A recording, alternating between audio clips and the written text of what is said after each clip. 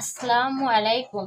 JK cook রান্নাঘর চ্যানেলের পক্ষ থেকে সবাইকে জানাই স্বাগতম। আশা করি সবাই ভালো আছেন। আজকে আমি আপনাদের জন্য নিয়ে আসছি একটা নতুন রেসিপি, হাতে মাখা ইলিশ। ইলিশ মাছ তো আপনারা অনেকেই অনেকভাবে রান্না করে খেয়েছেন।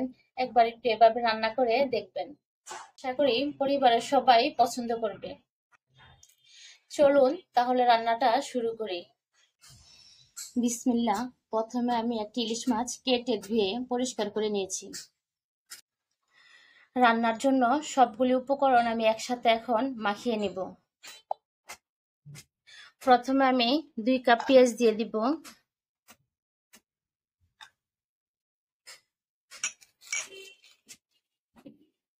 পরিমাণ মতো লবণ,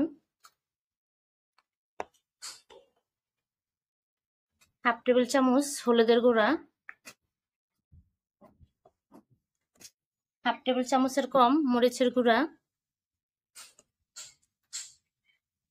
2 টেবিল চামচ পেঁয়াজ বাটা,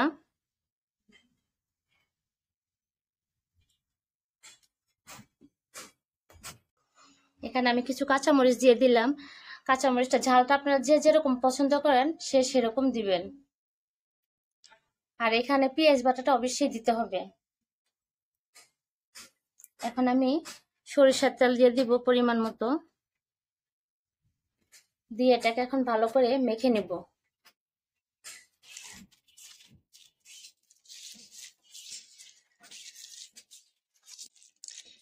পেঁয়াজটা ভালো করে এভাবে কষলিয়ে কষলিয়ে যেরকম নরম করে ফেলতে হবে।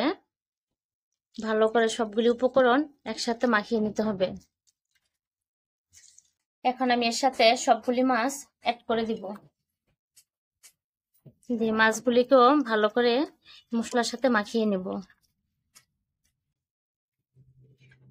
আমি মাছের সাথে মশলাগুলি মাখিয়ে 1 কাপ পানি অ্যাড করে দিয়েছি। এখন আমি চুলায় বসিয়ে দিয়েছি।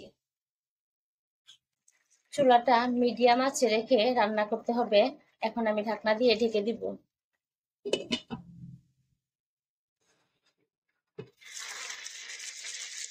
মাছটা এখন আমি উল্টিয়ে দিব।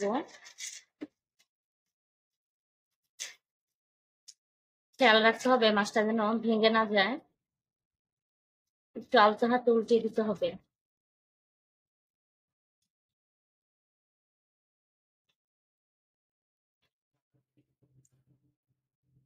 রান্না হয়ে গেছে হাতে মাখা ইলিশ।